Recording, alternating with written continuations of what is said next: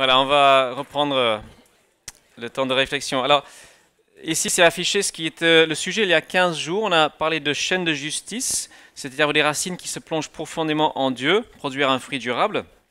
Et dans ce dimanche-là, on a aussi parlé du psaume 1. Et dans ce psaume, il y a cette image de l'arbre qui est enraciné près d'un cours d'eau. Donc, on était dans le psaume 1. Ce matin, nous serons dans le psaume numéro 2. Et en fait, nous sommes dans une petite série, Jésus dans l'Ancien Testament. Alors c'est quand même marrant parce qu'il y a un lien aussi, c'est qu'on a parlé de Martin Luther qui a dit « Si c'était mon dernier jour sur Terre, je planterais un pommier ». Et dans quelques semaines, nous allons le faire. Nous allons acheter un pommier et concrétiser cette parole et notre foi. Un culte un peu particulier. Et c'est aussi le lien à Luther, c'était son psaume préféré, le psaume 2. Alors c'est un peu surprenant. Nous allons lire ce psaume. Et si vous êtes quelqu'un de normal du XXIe siècle, ça va vous choquer. C'est parti.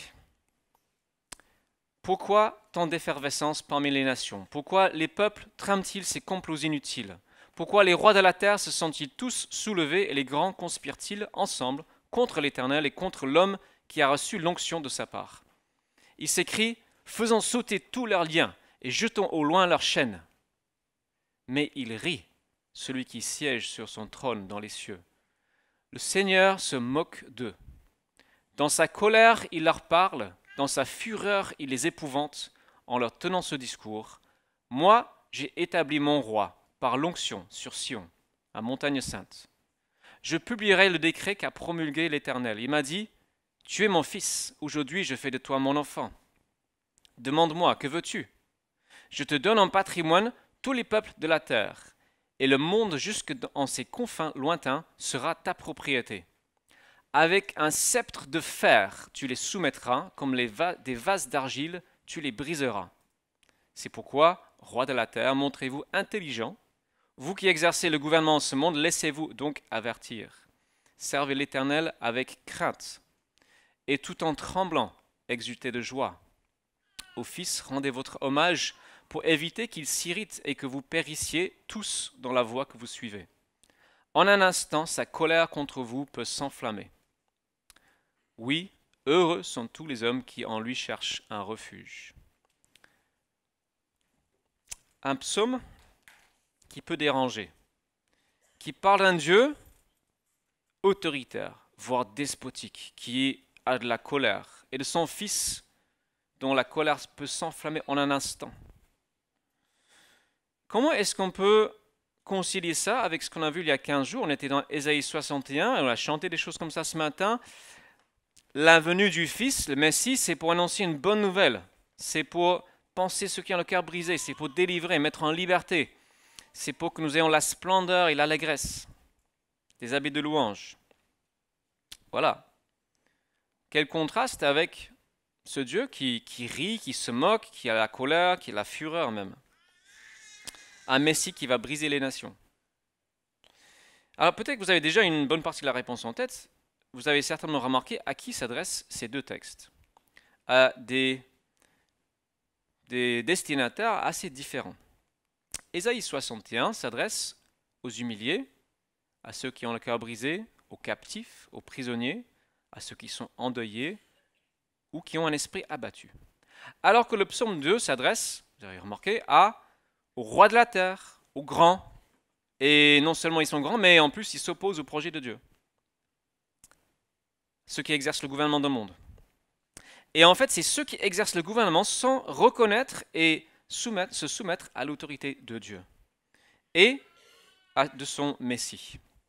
Et c'est ce qu'on va voir dans ce psaume. Donc, ok, ça s'adresse à deux types de personnes différentes, mais je trouve qu'il soulève quand même pas mal de questions. J'ai 3 questions ce matin que ce texte me pose. Quel est notre rapport avec l'autorité de Dieu?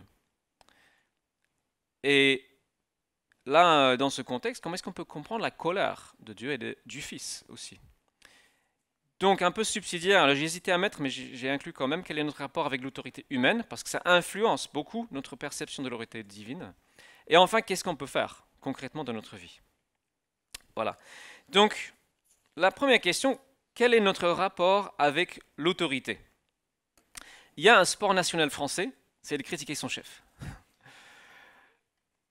Qui pratique ce sport?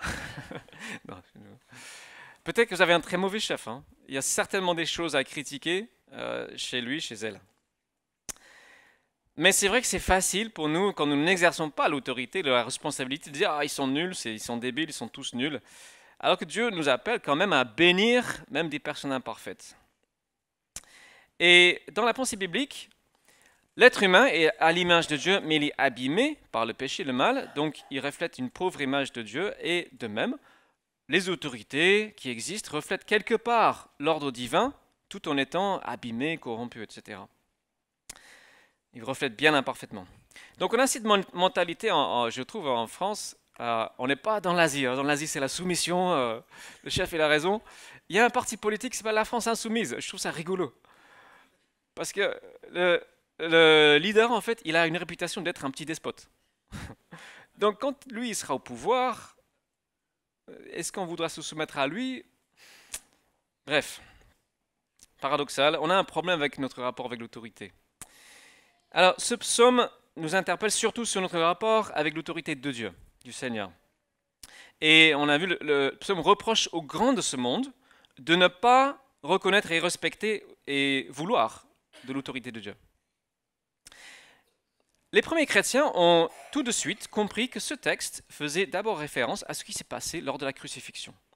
Et peut-être que vous connaissez, dans Actes chapitre 4, il cite ce texte dans une prière lorsque les autorités religieuses ont encore une fois rejeté le message de Jésus par leur intermédiaire.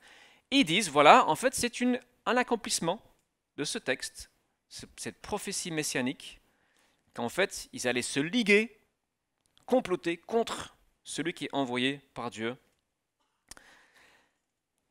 Et en fait, quelle est cette autorité qu'ils n'ont pas reconnue chez Jésus? Ce n'est pas une autorité autoritaire, c'est une autorité de service, de vérité, de générosité, d'amour. C'est cette autorité-là qu'ils n'ont pas reconnue, non pas une autorité de domination. Et le psaume nous dit que ces personnes qui ont ce cœur mauvais perçoivent l'autorité de Dieu comme étant une autorité qui enchaîne. Ah, faisons sauter leurs liens, leurs chaînes. On sera enfin libre sans Dieu. Nous avons du mal à croire qu'un Dieu tout-puissant, qui quand même dit un certain nombre de règles, on va dire, que son désir n'est pas de nous enchaîner, mais de nous libérer. Et en réalité, c'est un manque de foi à son égard. Manque de connaissance et manque de foi. Parce que nous voulons contrôler notre vie et nous avons peur de lâcher le contrôle. Ça nous fait peur. Alors que Jésus dit, celui qui perd sa vie, dans le sens qui perd la volonté de contrôle, va la sauver. Et à l'inverse, celui qui veut contrôler, maîtriser sa vie, va la perdre. Donc finalement, ce qui arrive à ces personnes qui rejettent l'autorité de Dieu, ils disent non, je n'en veux pas, Dieu leur donne ce qu'ils croient. Ils croient que Dieu va les enchaîner, et au final, c'est ce qui arrive. Ce n'est pas dit exactement comme ça. Et c'est ce qui s'est passé dans notre société occidentale depuis 3 siècles. Les grands intellectuels, pour un bon nombre d'entre eux, ils ont dit on n'a plus besoin de l'autorité de Dieu, maintenant l'homme est arrivé à sa maturité, sa majorité intellectuelle, culturelle, spirituelle, plus besoin de ce cadre-là, de l'Église, etc. Sans comprendre ce qu'est réellement l'autorité du Seigneur, son autorité de créateur sur sa création, tout simplement. Ils n'ont pas compris que l'homme aura toujours besoin d'une autorité supérieure pour comprendre l'univers et notre rôle, avoir un sens à sa vie. Et ce qui se passe très souvent, et c'est pour ça que ce psaume s'adresse en premier à ceux qui sont en position de responsabilité, c'est que plus nous exerçons de l'autorité, plus nous avons l'habitude de plier les autres à notre volonté, et plus c'est difficile pour nous de nous soumettre à une autre autorité. Donc c'est avant tout l'orgueil qui empêche, qui bloque. Mais ce n'est pas que les autorités, c'est quand même quelque part inscrit en chacun. Nous avons tous du mal avec l'idée de « je me soumets à quelqu'un de supérieur ».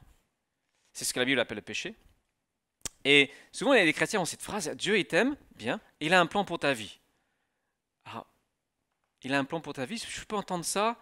En fait, ton plan, Dieu, je n'en veux pas. Je veux mon plan à moi. Mais on a entendu 2 témoignages de ce qui se passe quand on se soumet au plan de Dieu. Il se passe de très belles choses. Et souvent, c'est juste après, seulement après l'échec de nos propres plans que nous pouvons enfin accepter que peut-être les plans de Dieu sont meilleurs. Donc Dieu a une autorité naturelle, normale, de créateur, et cette autorité de ce psaume passe par son Fils. Alors, c'est un peu surprenant dans ce psaume, le Fils fait peur, carrément. Cet aspect de la personne de Jésus, on ne le voit pas trop dans les évangiles. C'est un peu présent. On pense notamment au moment où il a chassé les vendeurs du temple avec un fouet. Il devait quand même être impressionnant. Mais il y a quand même en filigrane, on voit quelque part la colère de Jésus dans son langage envers ceux qui exercent l'autorité de manière mauvaise, les scribes, les pharisiens et compagnie, et surtout qui, eux, enchaînent d'autres personnes et qui donnent une mauvaise image de Dieu. Jésus est très énervé souvent. Il n'a pas peur de les traiter de vipères, de tombeaux blanchis, voilà, il est mou. On voit sa colère. Parce que l'honneur de Dieu est bafoué, parce que l'image qui est véhiculée de Dieu n'est pas juste, et ça met Jésus en colère. Et lisant ce passage, ça m'a fait penser au chapitre 1 du livre de l'Apocalypse. C'est l'apôtre Jean, il a une vision de Jésus-Christ glorifié. Alors il faut savoir que Jean, c'est l'ami le plus intime de Jésus sur terre. C'est celui qui se penche sur Jésus pendant le repas et qu'il dit, il a appelé le disciple que Jésus aima. C'est un peu son meilleur ami. Mais pourtant, quand il voit Jésus glorifié, c'est tellement impressionnant et glorieux et splendide et majestueux qu'il tombe à ses pieds comme mort. Alors, je me dévance un peu, mais c'est pas grave. Je vais me rattraper, ne vous inquiétez pas. Donc, il tombe à ses pieds comme mort. Après, Jésus lui dit, n'aie pas peur. Il relève son ami. Bien sûr. Il relève. Mais il voit la majesté, l'autorité, la splendeur que nous avons du mal même à commencer à imaginer. Donc ça pose cette question, si Christ nous appelle ses amis, comment est-ce qu'on peut en avoir peur? Comment vivre cette crainte? Est-ce que c'est juste? Est-ce que c'est nécessaire de vivre la crainte dans notre relation? Alors, je me suis un peu perdu dans mes diapos. Je pense que j'ai fait une mauvaise version de PowerPoint. Ce qu'on voit dans ce psaume, alors j'oublie la citation là, c'est que la crainte et la joie vont main dans la main. Les deux ne sont pas contradictoires dans ce psaume. À plusieurs reprises, la Bible nous apprend que la crainte est le commencement de la sagesse. C'est ce que dit Proverbe 1, verset 7. C'est le commencement, mais ce n'est absolument pas la fin. Ce n'est pas la fin. L'apôtre Jean avait compris cela. Il écrit dans sa première lettre, alors je vais quand même essayer de trouver cette citation, chapitre 4, verset, hop, voilà, c'est bon. Je m'y retrouve.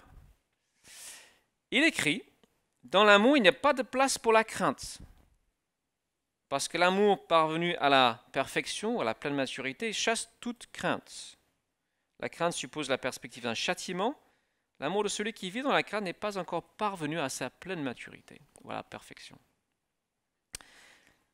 Mais, cet apôtre Jean qui écrit ce texte, cette lettre, écrit l'Apocalypse après. C'est-à-dire que, même en ayant écrit que cet amour parfait chasse toute crainte, il a pu à un moment donné avoir peur, en voyant Jésus glorifié. Pourquoi? Parce qu'il était encore mortel. Parce qu'il y avait encore des restes, des résidus de péché dans sa vie. Et cette confrontation entre le parfait, l'absolu, et nous, imparfaits encore, crée cette réaction. Et Jésus rassure, n'aie pas peur, parce que tu te souviens, j'ai pardonné tes péchés. T'as pas à avoir peur. Alors, c'est tout un cheminement, mais plus nous connaissons et aimons Dieu, moins il y a de place pour la crainte dans notre relation, jusqu'au jour où toute émotion négative vis-à-vis de Dieu sera totalement éliminée. Et ce sera que la joie, que le bonheur absolu de le suivre, comme on l'a chanté tout à l'heure. Il y a quelques enfants dans la salle. Parmi les enfants, est-ce qu'il y en a qui ont été convoqués chez le directeur de l'école pour une bêtise?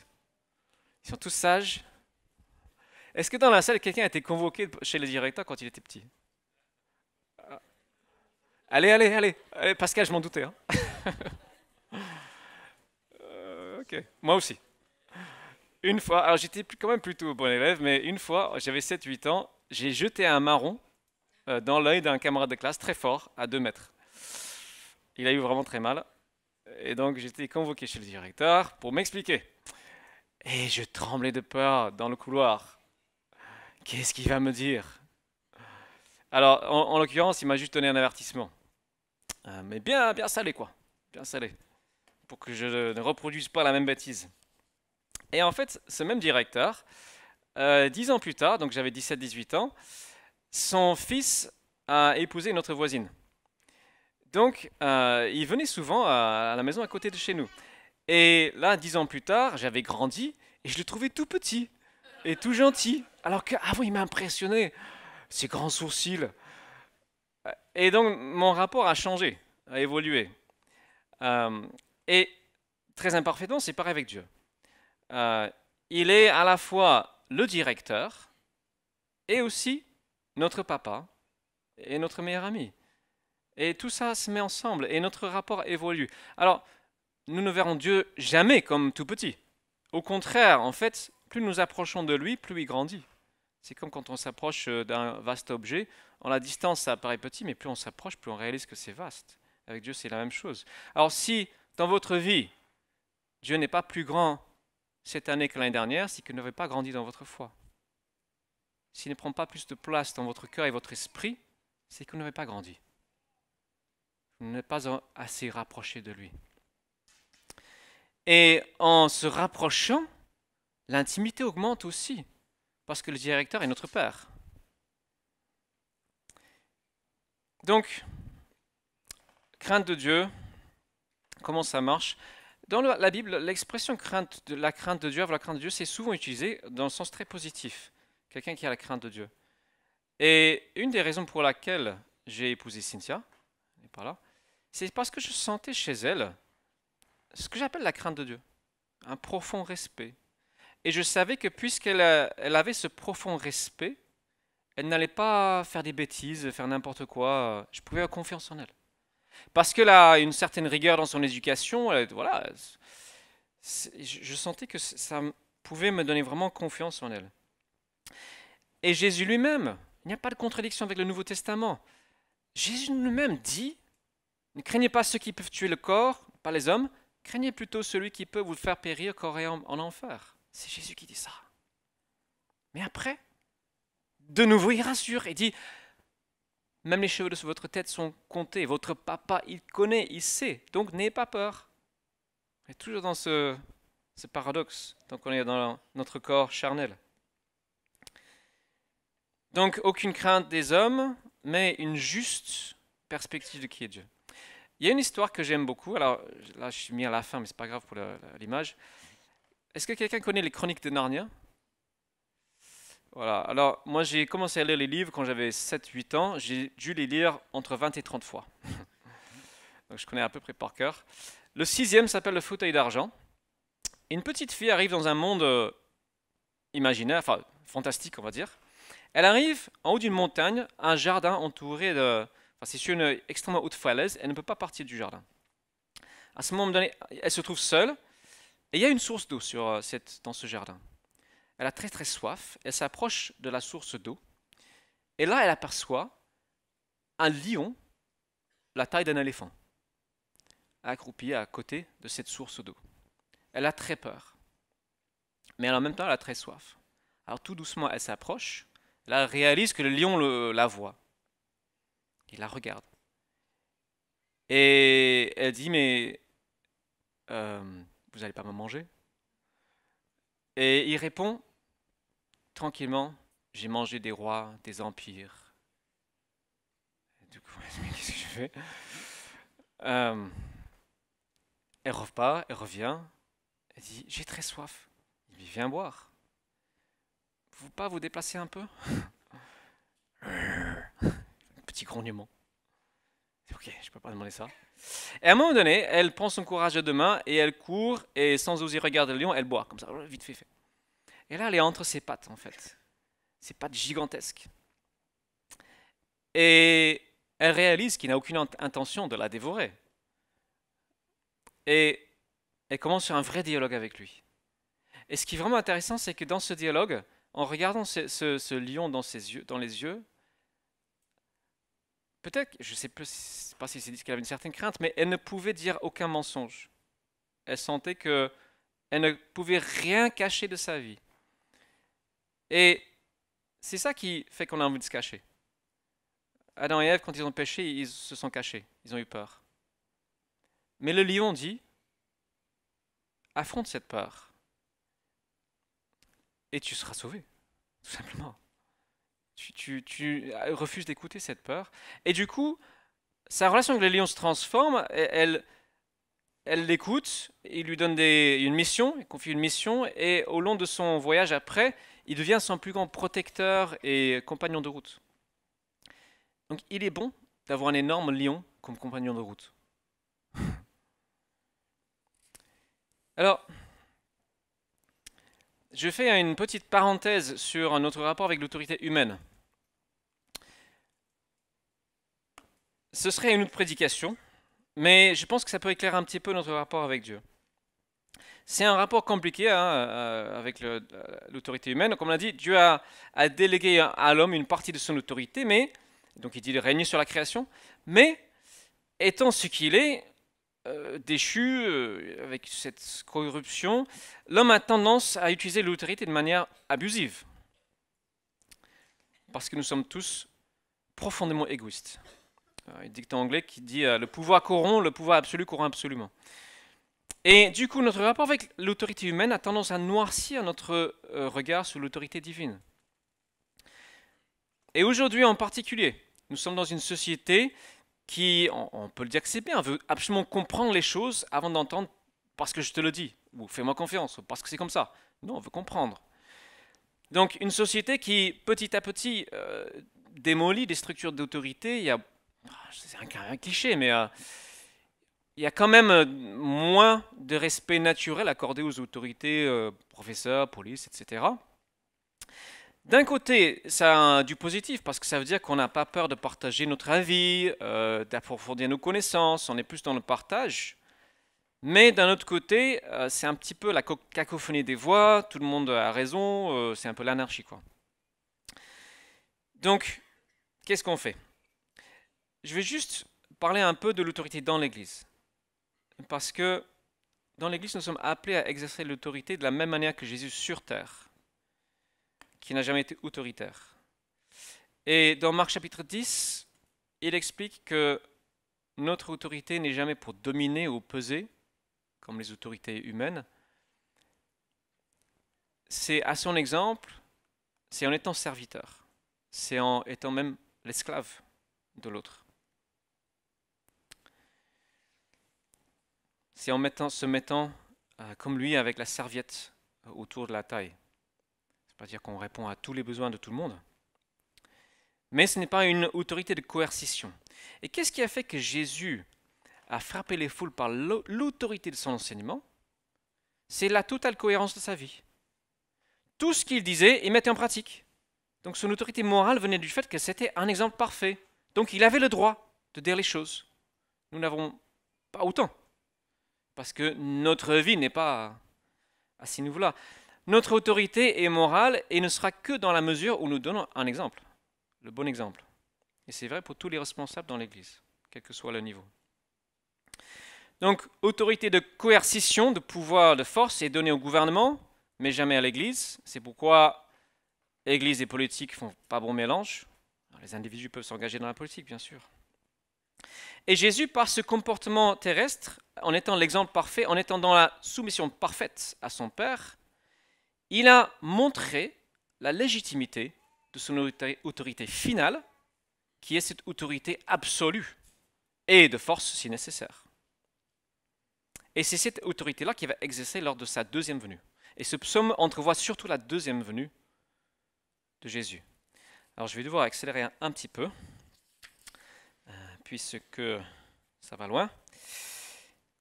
Je pense que je vais passer une partie. Voilà.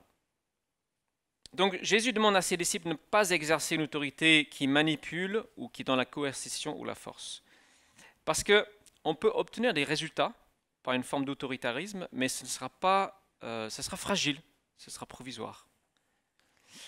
Un exemple de la vie de Jésus, un jeune homme riche vient le voir, il dit « Bon maître, que dois-je faire pour obtenir la vie éternelle ?» Et Jésus dit « Comment tu vois la chose ?» Il pose une question. L'homme répond. Et enfin Jésus dit « Si tu veux être parfait, okay, c'est toi qui décides, tu as le choix. Vends tous tes biens, alors c'est un impératif ensuite, distribue le projet aux pauvres, puis viens et suis-moi. » Donc en fait ce qu'il fait, le jeune homme, vous connaissez l'histoire peut-être, il s'en va tout triste, il ne veut pas. Jésus met la barre d'exigence très très haut et laisse parfaitement libre. Et c'est l'exemple pour nous tous. Et on ne peut pas mettre la barre plus haut que ce que nous-mêmes on vit. Nous n'avons de l'autorité que dans la mesure où nous vivons réellement les paroles de Jésus-Christ. Je vais donner un exemple cette semaine de quelque chose que j'ai vécu. Alors j'ai hésité, mais je vais quand même vous en parler. Je n'ai pas encore parlé avec Cynthia.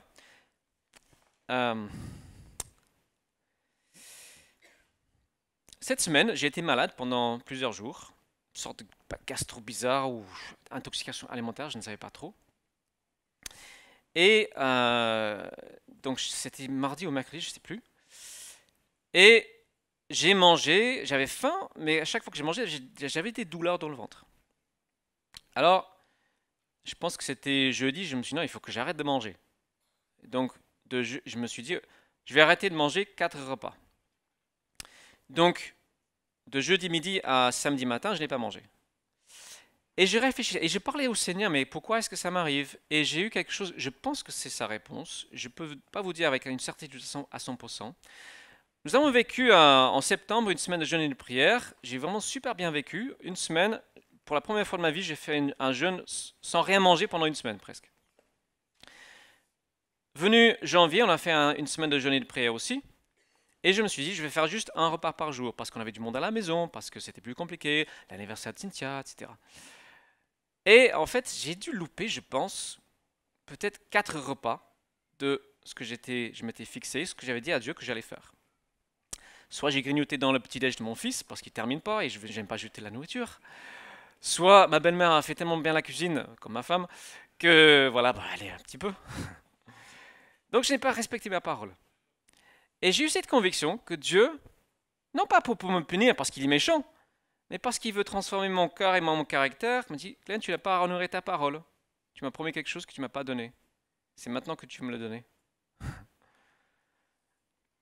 Il n'est pas méchant, mais il veut faire de nous des hommes et des femmes de parole, capables d'être des modèles. On ne peut pas demander aux gens de faire quelque chose qu'on ne fait pas nous-mêmes. Voilà.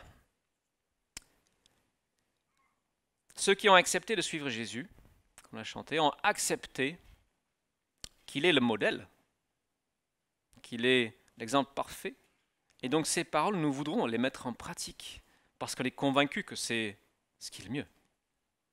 Donc notre rapport avec sa parole est simple. Pour nous, alors on va poser la question dimanche prochain sur comment est venue la Bible, etc., comment vraiment accorder sa confiance à cette parole, mais c'est une décision, hein. On décide, oui, je vais respecter vraiment pleinement, totalement cette parole. Je vais terminer sur la manière dont ce psaume se termine. Ce psaume se termine sur la fin et sur le règne du Fils. Le psaume 2 déclare que le Fils régnera sur le monde entier. Et il a gagné ce droit de régner parce que c'était l'homme parfait, parce qu'il a obéi parfaitement à son Père.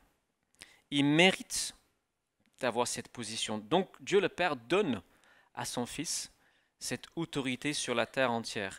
Le diable voulait dire, ah, si tu prosternes devant moi, je te donnerai la terre. Il voulait que Jésus passe en dehors de la croix, en dehors de l'obéissance. Mais Jésus a pris le bon chemin. Le Père donc peut faire une confiance totale à son Fils, et donc il lui accorde ce gouvernement. Et à nous qui le suivrons, il accordera aussi de régner. On ne sait pas comment. Mais de même que le Fils exerce un règne bienveillant sur la terre à venir, de même nous exercerons, d'une certaine manière, un règne. Et ce jour-là, ce jour où le Christ revient et toutes les structures humaines sont complètement renversées, sera un immense sujet de joie. Parce que toutes ces structures de gouvernement, parfois aussi dans l'Église, de domination, sont vouées à disparaître. Je termine avec le verset 12. Hop. Voilà. La traduction qu'on a lue dit « Au Fils, rendez votre hommage ». Alors en hébreu, c'est « embrasser ». Embrasser le Fils. Alors les traducteurs là ont fait penser plutôt à je crois qu'on dit un baisement, quand on embrasse la main du souverain, je crois qu'on dit ça, un baisement.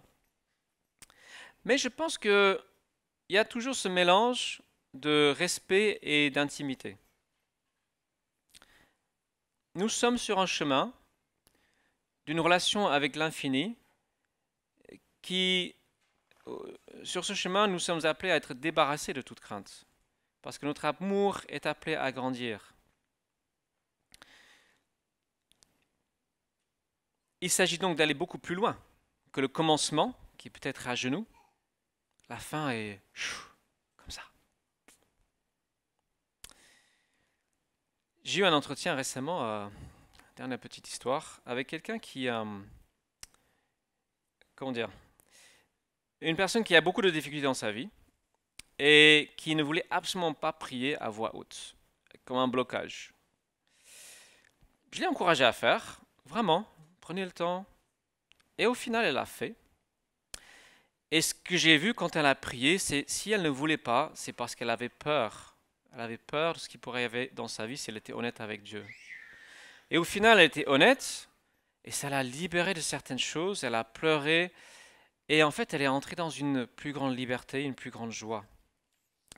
Donc, qu'est-ce qu'on fait de ce message? Je conclus. Généralement, j'aime bien donner des petits points pratiques. Vous pouvez faire ça, ça, ça. Je vous avoue, aujourd'hui, je ne sais pas. Je ne sais pas. J'ai toujours peur, lorsque je parle de cet aspect de Dieu, son autorité, d'éloigner les gens plutôt de lui, alors que mon désir, c'est de les rapprocher. Mais j'espère que ce n'est pas ça, l'impact. Quand je pense à cette image, je crois que ici je mets l'image, ouais, ça c'est juste la couverture du livre, de cette petite fille entre les pattes d'un lion immense, c'est un bon endroit où on peut être, parce qu'elle est en sécurité, parce qu'elle est protégée, entourée, parfois même portée. Et c'est cette position-là que nous avons. Donc, la seule piste un peu pratique que j'ai pensée, c'est dans notre façon de nous adresser à notre Dieu. La semaine dernière, nous étions dans le Notre Père. Et souvenez-vous, cette prière commence « Notre Père qui es aux cieux, que ton nom soit sanctifié ». On connaît tous. Jésus nous apprend à nous adresser correctement à Dieu. Et ça a un impact sur notre vie avec lui. Donc, peut-être que ce qui sera à faire dans votre vie de prière, prenez du temps, avant d'entrer dans la suite, juste de méditer tout ce qu'est Dieu. De dire à notre Père, « Ah, merci d'être notre Père, c'est tellement bon, tu es tellement grand, oui, que ton nom soit honoré, nous t'aimons. Nous voulons que tous te connaissent, qu'ils puissent connaître ta majesté. Aide-nous à prier correctement, aide-nous à prier selon ton cœur. » Voilà, je ne sais pas. C'est peut-être juste ça à retenir. Le psaume se termine sur le Fils en disant « Heureux, heureux sont tous les hommes qui en lui cherchent refuge. » Ce Fils est le même qui s'est donné pour nous. Nous pouvons avoir cette relation sans crainte parce qu'il s'est donné pour nous. Parce que, comme on l'a chanté, il a lui pris la colère, juste colère du Père. C'est lui qui a pris notre place. Et nous allons terminer avec ce qu'on appelle la scène. J'invite un des couples qui est à l'honneur aujourd'hui, Catherine et Benoît, d'introduire ce temps de scène ensemble.